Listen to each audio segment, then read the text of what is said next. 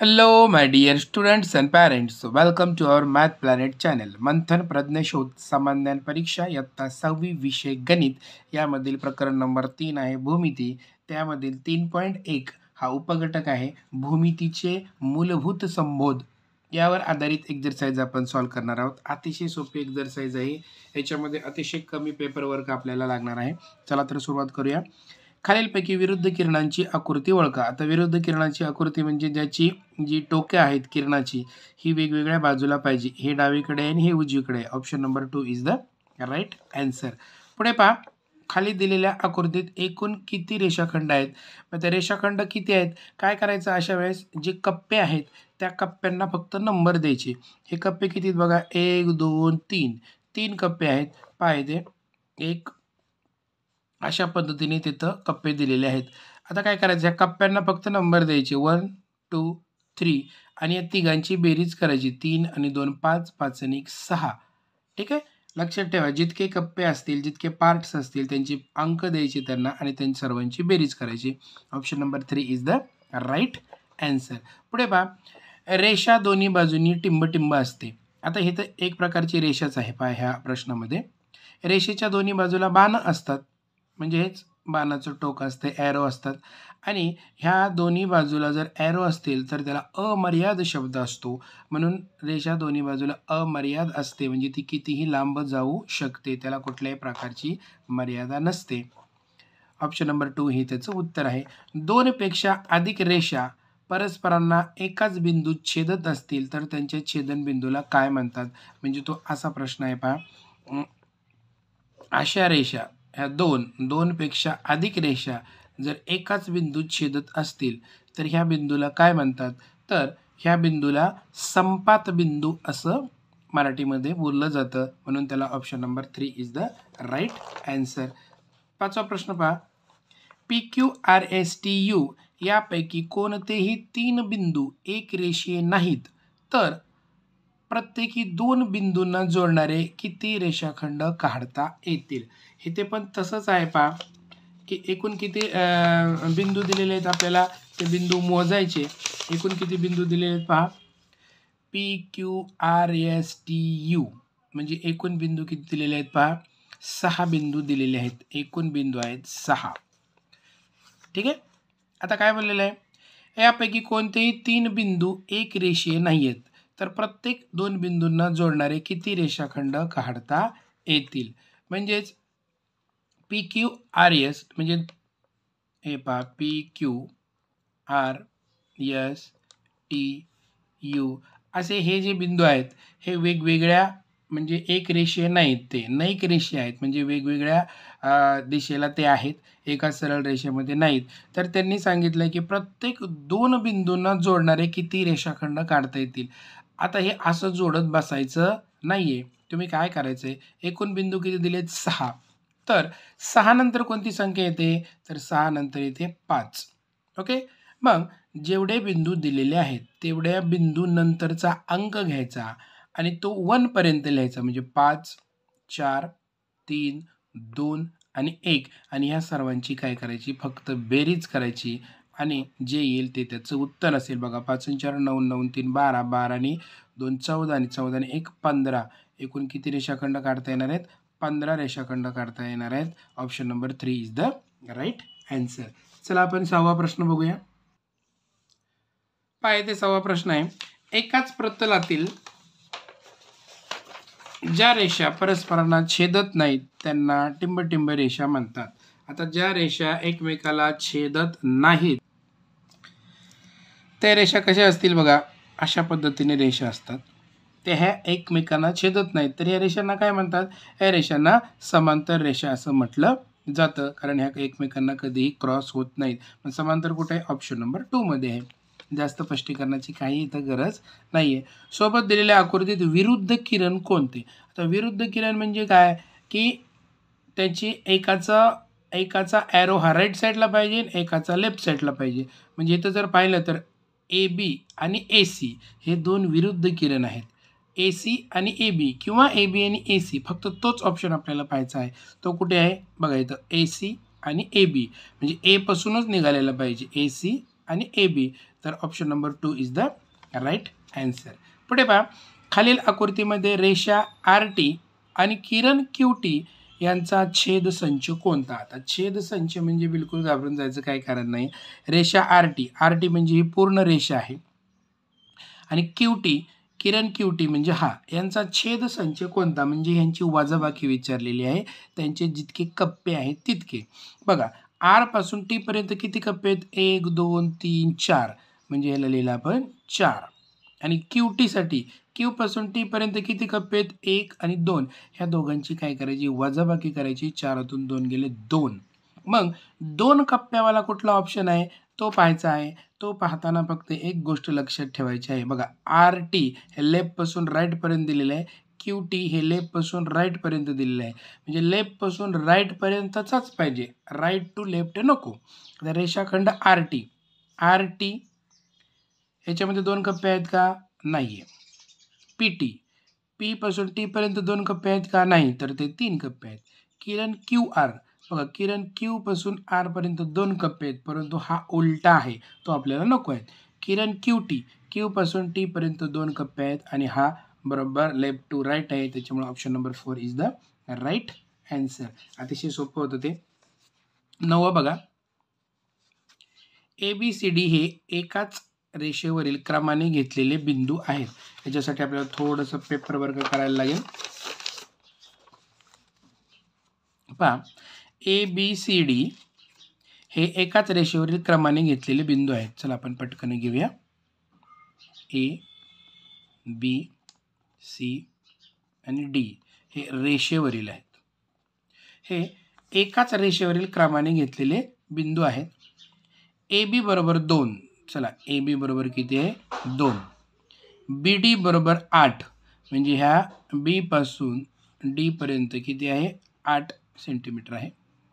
ए C बरोबर 5, ह्या ए पासून सी पर्यंत किती आहे? 5 सेंटीमीटर अंतर आहे. तर खालीलपैकी कोणते विधान सत्य आहे? आधी आपण काही गोष्टी काढून घेऊया. हे पहा, ए पासून सी किती आहे? 5. त्यातला ए बी किती आहे? 2. मग बी सी किती होणार? त्यातला 3, कारण ह्या दोघांची बेरीज किती होणार आहे? 5. तर बी पासून डी पर्यंत किती आहे? 8. त्यातला बी सी किती आहे? 3. मग सी डी किती होणार आहे? सी डी होणार आहे 5. ठीक आहे. मग कोणाचं माप सारखं आलेलं आहे पाहायचं? ए सी आणि सी डी, म्हणजे ए सी आणि सी डी ह्यांचं माप सारखं आलेलं आहे, म्हणजे एकरूप आलेलं आहे. तर आता ऑप्शनमध्ये पाहूया, हा पर्याय कुठे आहे? तर तो पर्याय कुठे आहे? रेख ए सी एकरूप रेख सी डी, ऑप्शन नंबर 4 मध्ये आहे. बस, इतकं साधं सरळ सोपं होतं ते. 10 बघा, 2 परस्पर विरुद्ध किरणांचा संयोग संच टिंब असतो. एक किरण असतो, एक प्रतल असतो, एक रेषाखंड असतो का एक रेषा असते, हे आपल्याला बघायचं आहे. बघा, आता बघूया आपण, थोडंसं पेज ॲडजस्ट करूया. 2 परस्पर विरुद्ध किरणांचा संयोग संच, म्हणजे आता हा परस्पर ही रेषा आहे आणि इथून किरण सुरू झालेला आहे असं आपण समजूया. बघा, ह्या 2 परस्पर विरुद्ध किरणांनी काय तयार होते? तर एक रेषा तयार होते. मग त्याचं उत्तर आहे एक रेषा असते. खूप सोपं आहे ते. प्रतल म्हणजे काय? तर प्रतल म्हणजे असा सपाट भाग, लक्षात घ्या. प्रतल म्हणजे असा सपाट भाग, असा प्लेन सरफेस की त्याला कोणत्याही प्रकारची मर्यादा नसते, म्हणजे तो अमर्याद सपाट पृष्ठभाग असतो. ते आहे ऑप्शन नंबर 4 मध्ये. 12 बघा, रेषा पी एम, रेषा क्यू एम आणि रेषा आर एम या भिन्न रेषाचा संपात बिंदू कोणता? एक लक्षात घ्या, संपात बिंदू म्हणजे कॉमन पॉईंट, आणि प्रत्येकाला जर नीट ऑब्झर्वेशन आपण केलं तर प्रत्येकामध्ये बघा यम यम यम हा कॉमन आहे आणि तेच त्याचं उत्तर आहे ऑप्शन नंबर 4. 3 नैकरेषीय बिंदूंना सामावणाऱ्या प्रतलांची संख्या खालीलपैकी कोणती? आता तुम्ही जर ह्या धड्यावर आधारित जर थोडीशी माहिती जर वाचली तर तिथे एक वाक्य आहे पहा, 3 नैकरेषीय बिंदूतून एक आणि एकच प्रतल जाते. त्याच्यासाठी तुम्ही थोडंसं वाचन करा, पाठी आहे. त्याच्यामुळे त्याचं उत्तर काय? ऑप्शन नंबर 1 हे त्याचं उत्तर आहे. कितव्याचं उत्तर? सॉरी, ऑप्शन नंबर 1 नाही, 3 नैकरेषीय बिंदूतून एक आणि एकच प्रतल जाते. हा एक हा ऑप्शन नंबर 3 ला आहे. त्याच्यामुळे ऑप्शन नंबर 3 हे त्याचं उत्तर आहे. प्रतलाची संख्या 1 आहे आणि ते ऑप्शन नंबर 3 मध्ये आहे. हे लक्षात घ्या बदल थोडासा.